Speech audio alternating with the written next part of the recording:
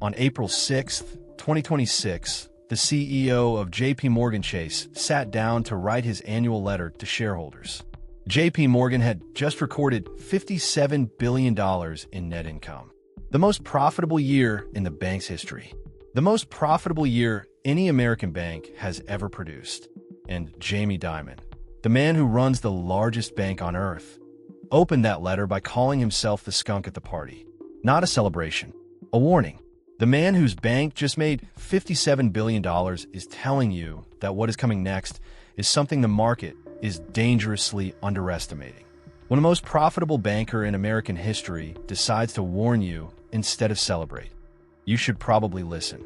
To understand why Dimon's warning matters more than any other voice in finance right now, you need to understand what JPMorgan actually is. JPMorgan Chase is not just a bank. It is the financial nervous system of the American economy. It holds over $3.9 trillion in assets. It processes more than $10 trillion in transactions every single day. It has operations in over 100 countries. When JPMorgan moves, the entire global financial system feels it. And when Jamie Dimon writes a 48-page letter warning about 8 simultaneous risks building beneath the surface of the economy, every institutional investor on Earth reads every word. Dimon has been writing these letters since 2006. He warned about the housing bubble before 2008. He warned about European debt contagion in 2011. He warned about the fragility of bond markets before the 2022 crash. He has been wrong before, but his track record on systemic risk is better than almost anyone else in finance. And in April 2026, he used a single word he has never used before as a central warning: stagflation. But here is what makes this warning different from every other recession prediction you have ever heard. JPMorgan is not warning you because it is worried about its own survival. JPMorgan just made $57 billion. It is fine. JPMorgan is warning you because it can see specific pressure points building simultaneously beneath the global economy. And it knows that the institutions that are not JPMorgan are not built to survive what is coming. And one of those institutions is almost certainly your bank. Dimon's letter uses a specific metaphor that deserves to be taken seriously. He compares the largest risks to tectonic plates, always moving, always building pressure, invisible until the moment they collide and release everything at once. Tectonic plates do not move dramatically day to day. They move slowly under the surface until they don't, until the pressure becomes too great. That is the image Dimon chose to describe what is building beneath the global economy right now. The greatest risk Dimon identifies is geopolitical, and he is specific about what he means. The war in Iran, Russia's ongoing invasion of Ukraine, now entering its 4th year. The potential for conflict in Taiwan, North Korean provocations. Dimon wrote explicitly that the Iran war has created significant ongoing oil and commodity price shocks, alongside a fundamental reshaping of global supply chains. But here is the economic mechanism that most coverage missed. It is not just the price of oil that matters. It is what high oil prices do to everything else. When energy costs rise 60% in 6 weeks, every company faces a choice: absorb the hit and destroy your margins, or pass it to the consumer and feed inflation. Most companies pass it to the consumer, which means the inflation from the Iran war does not end when the war ends. It continues flowing through supply chains for months, sometimes years, afterward. Dimon's forecast for the Fed's preferred inflation measure is 3.6% for 2026, a full percentage point higher than his estimate at the start of the year. One war, one straight. 1 percentage point of additional inflation permanently embedded in the American economy. Dimon used the word once in his entire 48-page letter. Once deliberately, carefully, specifically. Stagflation. He called it the skunk at the party. The scenario where inflation slowly goes up instead of slowly coming down. Stagflation is the worst possible combination for any economy. High inflation, stagnant growth, rising unemployment. It is the scenario where every policy tool fails. Cut rates to fight recession. Inflation gets worse. raise rates to fight inflation, the recession deepens. The Federal Reserve has one lever. It cannot fight two problems simultaneously that require opposite solutions. In a stagflationary environment, the Fed is paralyzed. Every decision makes one problem better and the other problem worse. This is why Dimon used the word carefully. Stagflation is not just a bad economy. It is an economy where the institutions designed to fix bad economies cannot function effectively. But the geopolitical risk is only the first pressure point.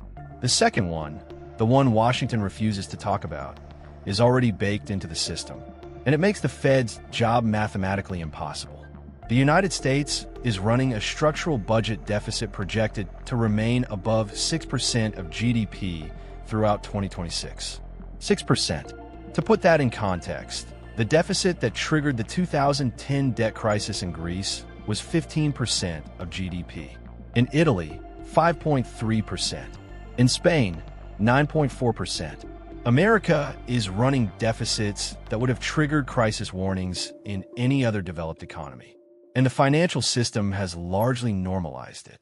Dimon warned explicitly that continued deficit spending leaves the Fed with limited room to maneuver in the event of an economic shock, which means that at exactly the moment when the economy might need emergency fiscal support, the government's own balance sheet makes that support extremely difficult to deliver. $36.2 trillion in accumulated debt, $1 trillion in annual interest payments, a 6% annual deficit adding to both. The math does not require a PhD in economics to understand. At some point, the numbers stop working. Dimon is warning that we're getting closer to that point than most people realize. And here is the detail that makes this warning genuinely uncomfortable. JPMorgan just shattered its trading records in Q1 2026. The Iran war, the market volatility, the currency swings, the energy price spikes, all of it generated record trading revenue for JPMorgan Chase. The chaos that Dimon is warning you about is the same chaos that made his bank $57 billion last year. JPMorgan has what Dimon calls a fortress balance sheet. Enough capital, enough diversification, enough global scale to absorb shocks that would destroy smaller institutions. When markets become volatile, JPMorgan trades more and earns more. When regional banks face stress, JPMorgan's diversified revenue streams hold. When inflation stays high, JPMorgan's net interest income benefits. The bank is structurally positioned to profit from exactly the environment it is warning you about. That is not hypocrisy. That is the honest reality of how the largest financial institution on earth operates in a crisis. When Dimon warns you, he is not warning you from a position of fear. He is warning you from a position of knowledge. He can see what is coming because his institution is already positioned to benefit from it. But here is the part of Dimon's warning that almost no coverage has addressed. It is not the risks themselves that should alarm you most. It is the specific mechanism by which those risks combine to create something far more dangerous than any one of them alone. Here is how it connects. The Iran war drives oil prices higher. Higher oil prices drive inflation higher. Higher inflation forces the Fed to hold rates elevated.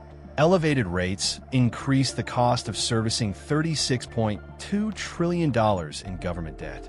Higher debt servicing costs reduce fiscal space. Reduced fiscal space limits the government's ability to respond to a recession. And a recession, arriving while inflation is still high, produces stagflation.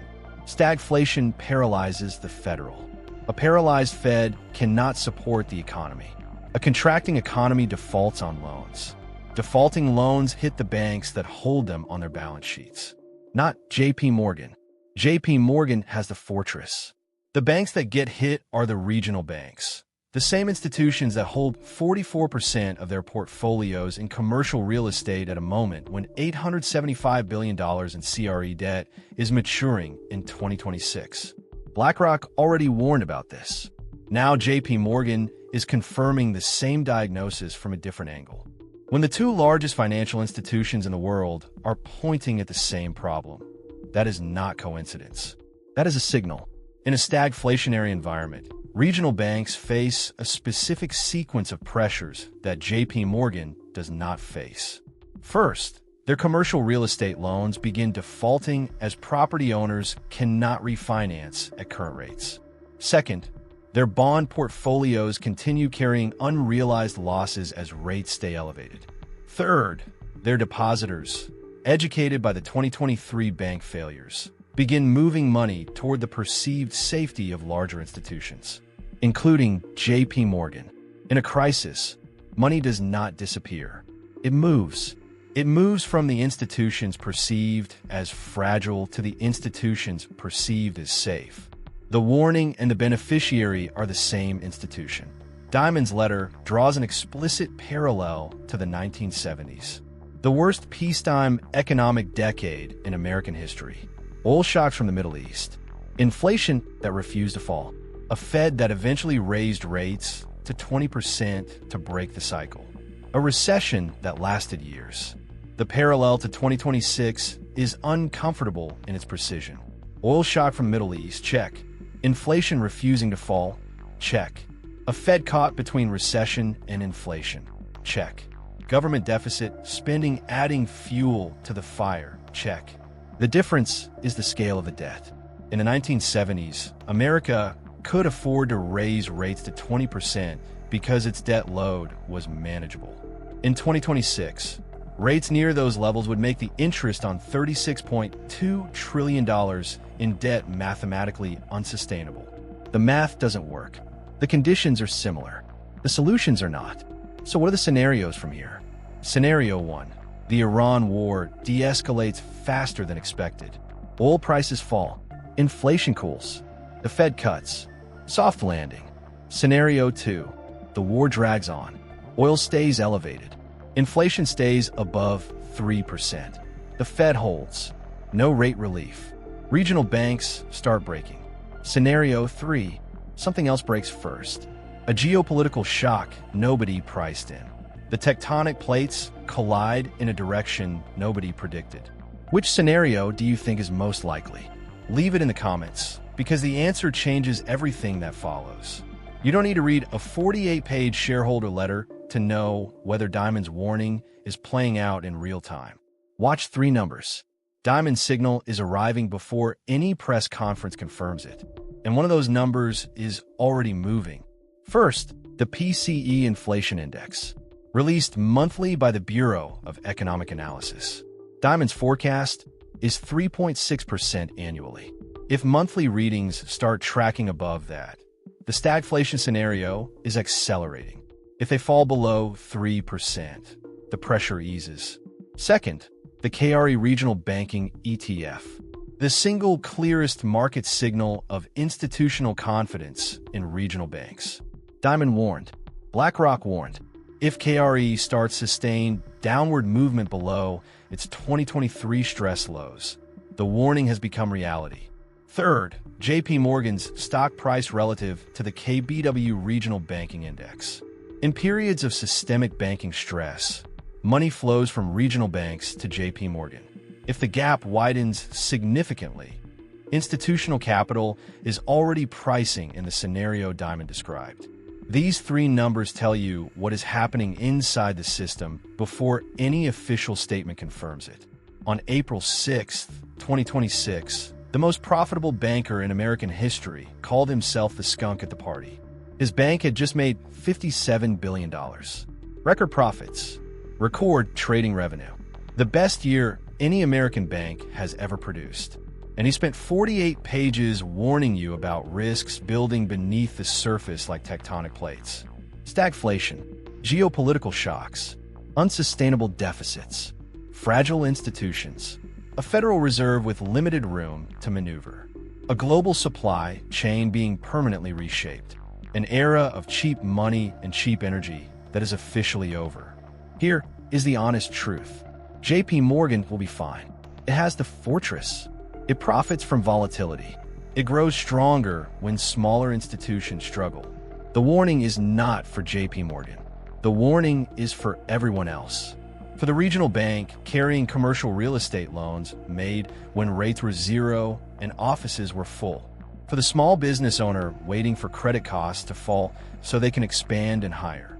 For the homeowner waiting for mortgage relief that Dimon is telling you may not arrive on schedule.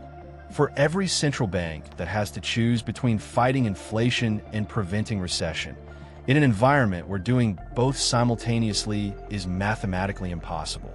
Jamie Dimon did not call himself the skunk at the party because he enjoys delivering bad news. He called himself the skunk at the party because $57 billion in annual profit gives you a very clear view of exactly what everyone else is missing. The question is not whether the plates will move. They are already moving. The question is whether the collision arrives before the institutions that are not JPMorgan have time to build their own fortress. History says they don't, and history says it fast. If you want to understand the economics behind the headlines, subscribe to the Econaut. The link is below.